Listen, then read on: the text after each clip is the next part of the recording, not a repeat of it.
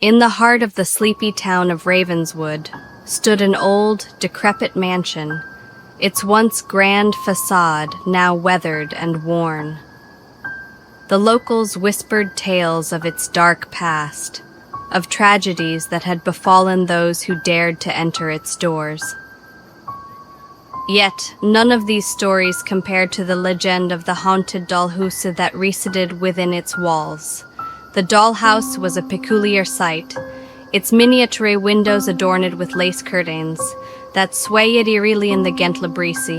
Inside, tiny porcelain dolls with vacant eyes and painted smiles stood frozen in time, each one a silent sentinel guarding secrets of the past.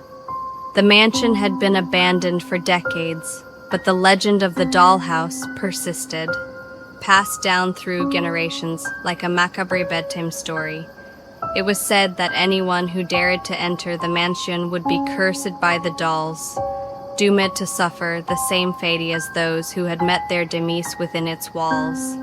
Despite the warnings, curiosity got the better of Sarah, a young woman new to Ravenswood. Drawn by the mystery surrounding the mansion, she ventured inside one moonlit night, the only light emanating from the glow of her flashlight. As Sarah stepped into the foyer, a chill ran down her spine, and she couldn't shake the feeling of being watched. Ignoring her unease, she pressed on, her footsteps echoing in the empty halls. The air was thick with the scent of decay, and cobwebs draped from the ceiling like sinister veils. Finally, she reached the room where the dollhouse stood, its presence looming over her like a silent specter. Sarah's heart raced as she approached, her hand trembling as she reached out to touch the delicate structure.